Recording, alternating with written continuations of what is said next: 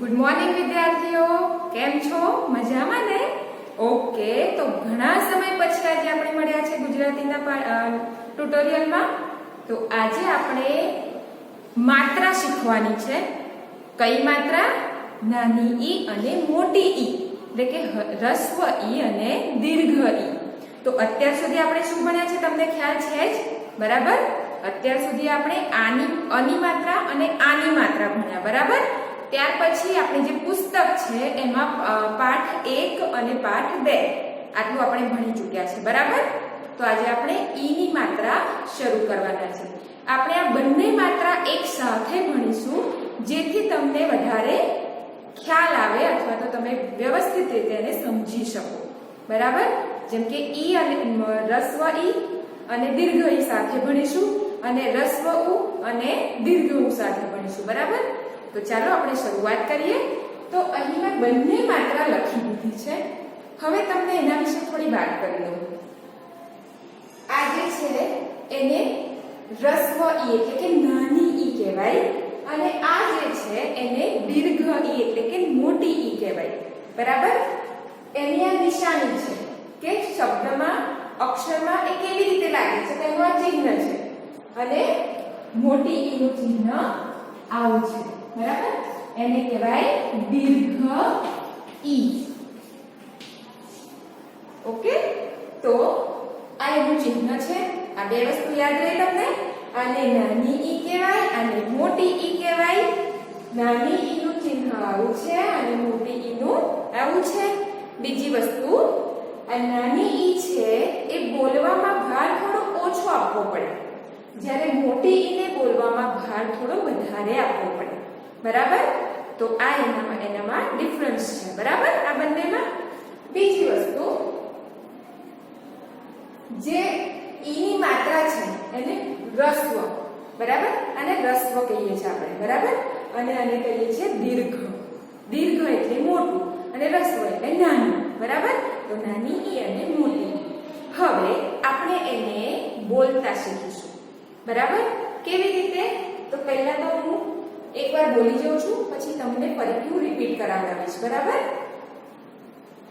કને રસવઈ કી, ખને રસવઈ ખી, ગને રસવઈ ઘી, ઘને રસવઈ ઘી, ચને રસવઈ ચી, છને રસવઈ છી, જને રસવઈ જી, ઝને રસવઈ ઝી, તને રસવઈ ટી, ઠને રસવઈ ઠી, ડને રસવઈ ડી, ઢને રસવઈ ઢી, અણને રસવઈ અણી, તને રસવઈ તી, થને રસવઈ થી, દને રસવઈ દી, ધને રસવઈ ધી, નને રસવઈ ની, પને રસવઈ પી, ફને રસવઈ ફી, બને રસવઈ બી, ભને રસવઈ ભી, મને રસવઈ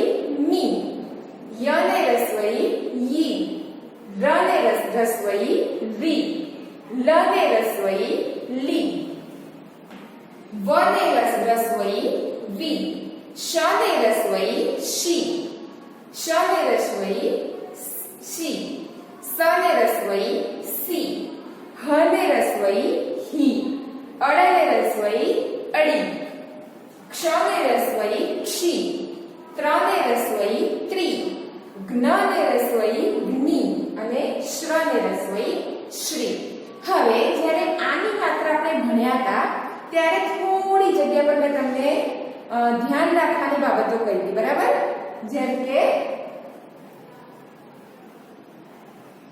અહીંયા આપણે જાની માત્રામાં શું કરતા હતા? જ ની સાથે આને જોઈન કરતા હતા, બરાબર? એ વસ્તુ મેં તમને બતાવી હતી. ત્યાર પછી અમુક શબ્દો સરખા ઉચ્ચારણ વાળા, જેમ કે અણ છે, ન છે, અડ છે, બરાબર? ત્યાર પછી બીજા હતા ડ, પછી અડ, પછી ર, એ બધા ઉચ્ચારણ સરખા જેના આવતા હોય એના વિશે વાત કરી હતી. પછી ઘ અને ધ નો ડિફરન્સ લીધો હતો, બરાબર? કે ઘ જે છે એની દાંડી સુધીથી શરૂ થાય જ્યારે ઘની જે દાંડી છે ઊભી કેવી હોય છે, સીધી હોય છે અને એનો જે આ દંડી છે એ થોડી અડધીથી શરૂ થાય છે. આ થોડા ડિફરન્સ કીધા હતા, એ તમારે હંમેશા ધ્યાનમાં રાખવાના. બરાબર? હવે હું બોલતી જાઉં છું, તમારે ફરીથી એકવાર રિપીટ કરવાનું છે. બરાબર? તો તમને વધારે ધ્યાનમાં આવશે અને યાદ રહી જશે. હવે મારી સાથે સાથે તમે બોલતા જાઓ, કેમ કે એકવાર મેં બોલી દીધું ને તો હવે તમને ખબર પડી ગઈ છે. તો મારી સાથે સાથે બોલતા જજો. બરાબર?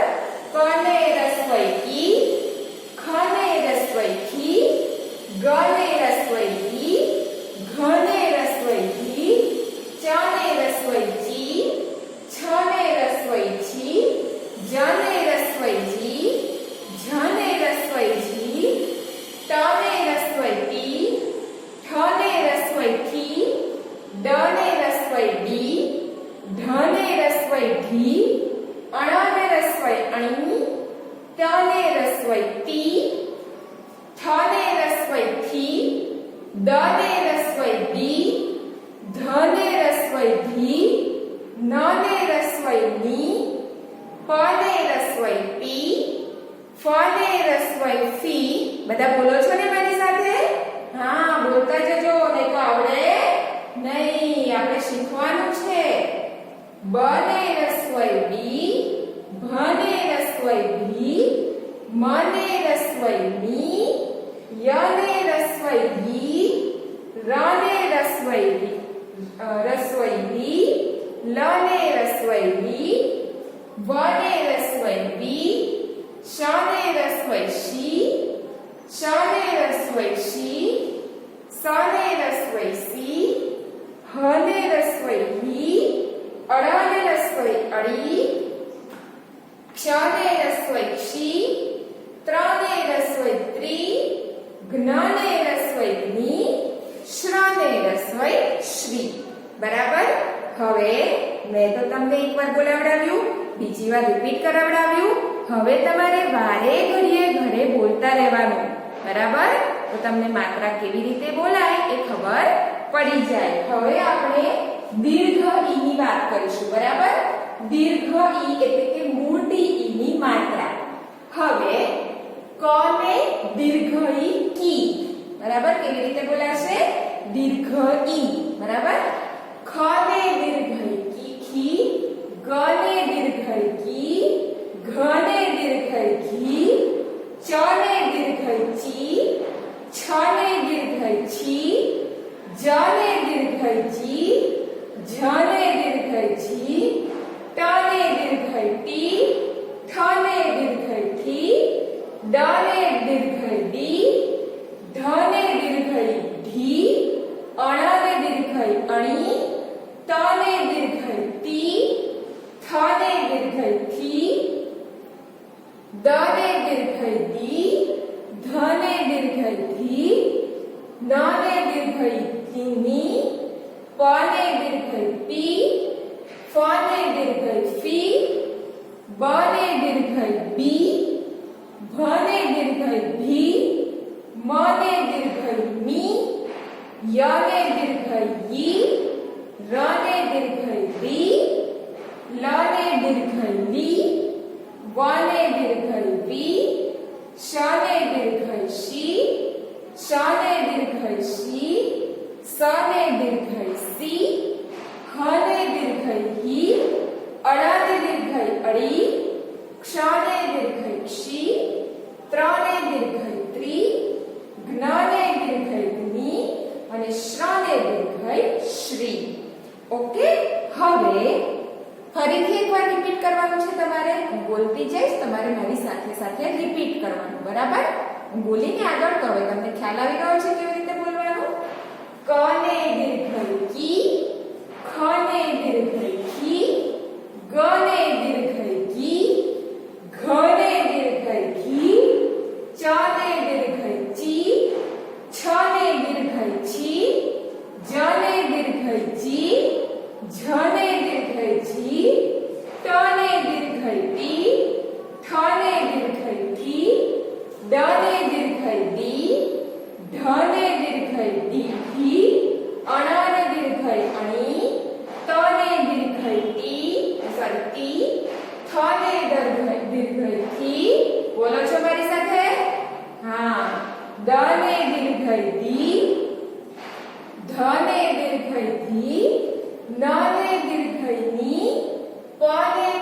દીર્ઘઈ પી, ફ ને દીર્ઘઈ ફી, બ ને દીર્ઘઈ બી, ભ ને દીર્ઘઈ ભી, મ ને દીર્ઘઈ મી, ય ને દીર્ઘઈ ઈ, ર ને દીર્ઘઈ રી, લ ને દીર્ઘઈ લી, વ ને દીર્ઘઈ વી, શ ને દીર્ઘઈ શી, શ ને દીર્ઘઈ શી, સ ને દીર્ઘઈ સી, હ ને દીર્ઘઈ હી, અડ ને દીર્ઘઈ અડી, ક્ષ ને દીર્ઘઈ ક્ષી, ત્ર ને દીર્ઘઈ ત્રી, જ્ઞ ને દીર્ઘઈ જ્ઞી, શ્ર ને દીર્ઘઈ શ્રી. ઓકે, હવે આ તમે બંને માત્રા જોઈ એમાં તમે કંઈક નોટિસ કર્યું? અહીંયા જ ની માત્રામાં જુઓ કેવી રીતે લખ્યું છે. હવે એ તો તમને ખ્યાલ આવી ગયો ને કે જે ઈ ની નાની ઈ ની માત્રા છે રસ્વઈ છે એ અક્ષરની આગળ લાગે છે. બરાબર? ક્યાં લાગે છે? અહીંયા તમે જોઈ શકો છો આગળ લાગે છે, જ્યારે મોટી ઈ ની માત્રા પાછળ લાગે છે. આ તો ખ્યાલ આવી ગયો ને તમને? તો નાની ઈ ની માત્રા હોય તો આગળ લગાવવાની, મોટી ઈ ની માત્રા હોય તો પાછળ લગાવવાની. આટલો ખ્યાલ આવી ગયો? હવે આપણે વાત કરતા હતા જી ની. જેમ આપણે આની માત્રામાં જોયું હતું ને કે જ ને જોડીને આની માત્રા લગાવીએ છીએ. બરાબર? પણ અહીંયા તો આપણે જોડીને નથી લખ્યું, એ તો આપણે છૂટી લખી છે માત્રા. પાછી અહીંયા જમાં જોડીને લખી. બરાબર? એટલે કે બાજુમાં જ્યારે કોઈ પણ માત્રા આવે છે તો આપણે એને જોડી દઈએ છીએ જમાં. બરાબર? આ ધ્યાન રાખવાનું. જ ની માત્રા જ્યારે આપણે લખતા હોય જમાં કોઈ પણ માત્રા, તો એની બાજુમાં જે માત્રા આવતી હોય એને આપણે જોડી દેતા હોઈએ છીએ. જેમ કે આની માત્રા હતી તો આપણે જાને જની સાથે આની માત્રા કાનો જોડી દીધો અને પછી જા લખ્યો. એવી જ રીતે અહીંયા મોટી ઈની દીર્ઘ ઈની માત્રામાં પણ આપણે જની સાથે એને જોડી દીધી. એ માત્રાને આપણે જોઈન્ટ કરી દીધી. બરાબર? તો આપણે આવી રીતે જી આવી રીતે ના લખી શકીએ. આવી રીતે આપણે ના લખી શકીએ. આપણે જ્યારે જી લખવો હોય દીર્ઘ ઈ સાથે તો આ રીતે જ લખાય. બરાબર? હવે તમે જી ની માત્રા સમજી ગયા કેવી રીતે કરવાની? તો હવે બે વાર વધારે રિપીટ કરવાનું અને આના માટે હું તમને વર્કશીટ મોકલીશ એટલે બોર્ડ પરથી તમારે લખવાની જરૂર નથી. બરાબર? તો આ તમારે માત્રા 3 ટાઈમ્સ બોલવાની છે અને પછી એને રિપીટ કરતા રહેવાનું જેથી માત્રાઓ તમને યાદ રહી જાય. તો વિદ્યાર્થીઓ આપણે માત્રાનો ઉચ્ચારણનો શીખ્યા કે રસ્વઈ કેવી રીતે, રસ્વઈનું ઉચ્ચારણ કેવી રીતે થાય, દીર્ઘ ઈનું ઉચ્ચારણ કેવી રીતે થાય. હવે એ વાક્યો, એ શબ્દોનું વિશ્લેષણ કરતા આપણે શીખીશું. એટલે કે એને છૂટા પાડીને લખીને આપણે એનું ઉચ્ચારણ અથવા તેનું લેખન કેવી રીતે થાય, શબ્દો કેવી રીતે બને છે એ આપણે જોઈશું. તો અહીં જુઓ મેં કંઈક ચિત્ર ડ્રો કરવાનો પ્રયત્ન કર્યો છે, તો એને તમે એ સમજીને આગળ વધજો. તો અહીંયા તમને આ ચિત્ર દેખાય છે, શેનું છે? ઓકે, બધા જ જાણે છે સન છે. બરાબર? એટલે કે જેને આપણે સૂર્ય કહીએ છીએ ગુજરાતીમાં. હવે એ સૂર્યનું બીજું પણ એક નામ છે રવિ. બરાબર? તો આપણે અહીંયા શબ્દ લખ્યો છે ર વત્તા વ વત્તા રસ્વઈ. તો બને છે ર ને કઈ નહીં ર, વ ને રસ્વઈ વી. તો બન્યું રવિ. હવે તમને થશે અહીંયા ઈ ની માત્રા પાછળ લાગી છે, અહીંયા આગળ. તો આપણે જોયું ને પેલામાં કે રસ્વઈનું સ્થાન ક્યાં હોય છે? અક્ષરની આગળ. બરાબર? એટલે અહીંયા આપણે એને આગળ લખ્યું. હવે આ શું છે? ઉત્તર, દક્ષિણ, પૂર્વ, પશ્ચિમ. હા, વેરી ગુડ. શું છે? દિશાઓ છે. તો અહીંયા દ વત્તા રસ્વઈ શ વત્તા કાનો. તો બન્યું દ ને રસ્વઈ દી, શ ને કાનો શા. તો બન્યું દિશા. બરાબર? એ જ રીતે તમે એને ઊંધું પણ કરી શકો. હું તમને આપું શબ્દ શનિ, તો તમે એને ઊંધું પણ કરી શકો ને. તો શ ને કઈ નહીં શ વત્તા ન, ન ને કઈ માત્રા છે? રસ્વઈ. બરાબર? તો ઊંધું પણ થઈ શકે ને. આવું પણ તમે કરી શકો જાતે. હવે દીર્ઘ ઈ ની માત્રા. તો દીર્ઘ ઈ ની માત્રામાં આ શું છે? સીડી. આપણે કંઈક ચડવું હોય તો ઊંચી જગ્યા પર જવું હોય તો સીડીની જરૂર પડે, બરાબર? તો સીડી છે તો એને આપણે કેવી રીતે વિશ્લેષણ કરીશું? સ એને વર્ગીકૃત કેવી રીતે કરાય? તો જુઓ, સ વત્તા દીર્ઘ ઈ વત્તા ડ વત્તા દીર્ઘ ઈ. તો સ ને દીર્ઘ સી, ડ ને દીર્ઘ ડી, તો બન્યું સીડી, બરાબર? ત્યાર પછી છે આ શું છે? ચાવી, તાળાની ચાવી. તો ચ વત્તા કાનો વત્તા વ વત્તા દીર્ઘ ઈ. તો ચ ને કાનો ચા, વ ને દીર્ઘ વી, તો બન્યું ચાવી, બરાબર? તો આ રીતે આપણે શબ્દો બનાવી શકીએ. આને પણ તમે જેમને અહીંયા ઊંધું કરાવ એવી રીતે અહીંયા પણ તમે કરી શકો. જેમ કે મેં શબ્દ લખ્યો જીભ. એનું વર્ગીકરણ કેવી રીતે કરીશું? કેવી રીતે વર્ગીકૃત કરીશું એને? તો જ વત્તા દીર્ઘ ઈ વત્તા ભ, તો બન્યું જીભ, બરાબર? તો આ રીતે એનું વર્ગીકરણ આપણે કરી શકીએ. વિદ્યાર્થીઓ, હવે આપણે થોડા શબ્દો જોઈશું જેનું ઉચ્ચારણ આપણે કરીશું. જેમ કે તમને મેં શીખવાડ્યું છે એ રીતે પણ કરી શકો. ક ને રસ્વઈ કી, ર ને કઈને ર, અણ ને કઈને અણ, કિરણ. અને ડાયરેક્ટ આપણે હમણાં શીખીશું, બરાબર? તો તમને ના ફાવે તો તમે ઘરે શાંતિથી એની પ્રેક્ટિસ પણ કરી શકો. ઓકે? હવે મિત્ર, ચિત્ર, કવિ, રવિ, પતિ. બોલતા જજો હો મારી સાથે. કિરણ, નિયમ, વિગત, મિલન, શિક્ષક, વિચાર, વિશાળ, શિયાળ, ગિટાર, રિવાજ. હવે એ જ રીતે દીર્ઘ ઈ ની માત્રાવાળા શબ્દો. હ ને કાનો હા, થ ને દીર્ઘ થી, હાથી. એ જ રીતે બાકીના શબ્દો વાંચીશું.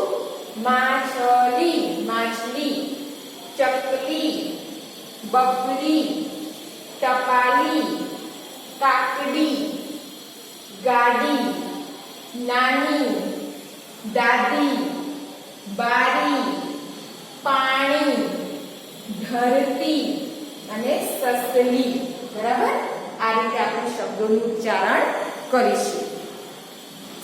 વિદ્યાર્થીઓ, આપણે રસ્વઈની માત્રા જોઈ, દીર્ઘઈની માત્રા જોઈ, એનું ઉચ્ચારણ કર્યું. ત્યાર પછી આપણે એનું વર્ગીકરણ પણ કર્યું કે કેવી રીતે શબ્દોનું વર્ગીકરણ કરી શકાય, કેવી રીતે નવા શબ્દો બનાવી શકાય. ત્યાર પછી આપણે થોડા ઘણા શબ્દો પણ જોયા, બરાબર? અને આપણે એનું ઉચ્ચારણ પણ કર્યું. ઓકે? હવે થોડા નાના નાના વાક્યો મેં અહીં આપ્યા છે. કેમ કે શબ્દો શીખ્યા પછી વાક્ય તો શીખવા જરૂરી છે. તો વાક્ય શીખીશું તો જ વાંચતા આવડી શકશે, બરાબર? તો અહીં નાના નાના જે માત્રાઓ તમે શીખી ગયા છો ને એટલી જ માત્રાવાળા શબ્દોમાં આવશે. તો જેમ કે અહીંયા જુઓ, રને કાનો રામ, હવે કઈને મ, રામ. સને રસ્વઈ સી, તને કાનો તા, રને કઈને ર, સિતાર. વને કઈને વ, વને કાનો ગા, ડને કઈને ડ, વગાડ. તો બન્યું રામ સિતાર વગાડ, બરાબર? એવું બન્યું ને? હવે દરેક જગ્યા પર આની પાછળ ડોટ દેખાય છે. એ ડોટ ને કહેવાય છે પૂર્ણ વિરામ. જે તમે ઇંગ્લિશમાં ભણો છો ને ફૂલ સ્ટોપ, એ, બરાબર? તો અહીં પૂર્ણ વિરામની કેમ જરૂર પડે? વાક્ય પૂર્ણ થઈ ગયું છે, સેન્ટેન્સ પૂરું થઈ ગયું છે એની ખાતરી આપવા માટે, બરાબર? તો આ ફૂલ સ્ટોપ લગાવવું ખૂબ જ જરૂરી છે. આ ધ્યાન રાખવાનું. જ્યારે તમે સેન્ટેન્સ લખતા હોવ તો અંતમાં પૂર્ણ વિરામ કમ્પલસરી હોવું જોઈએ. હવે આપણે બોલતા જઈશું એક એક કરીને. શિક્ષક કવિતા ગાય, સવિતા જળ લાવ, રિક્ષા આગળ જા, શિખા ચિત્ર બનાવ. હવે મોટી ઈ એટલે કે દીર્ઘ ઈના વાક્ય જોઈશું. મીરા વીણા વગાડ, દાદી ખીચડી બનાવ, પરી પાણી આપ, વીર ખીર ખા, રીના નવી શીશી લાવ, બરાબર? તો આ રીતે આપણે વાક્યો પણ વાંચતા શીખવાના. હવે જેમ મેં તમને પહેલા પણ કહ્યું હતું કે આ બધું ભણ્યા પછી એનું રિવિઝન, એની પ્રેક્ટિસ કરવી ખૂબ જરૂરી છે. બરાબર? એના માટે મેં તમને કહ્યું હતું કે તમે કેવી રીતે પ્રેક્ટિસ કરી શકો, કેવી રીતે વાંચવાની પ્રેક્ટિસ થાય. તો કેમ કે માત્રાઓ આપણે વાંચન લેખન માટે શીખતા હોઈએ છીએ ને, તો વાંચન લેખન કરવા માટે પ્રેક્ટિસ તો જરૂરી છે. બરાબર? આ માત્રા તમે શીખ્યા તો એને તમે કોઈ જગ્યાએ અપ્લાય તો કરો ને. તો શું કરશો એના માટે?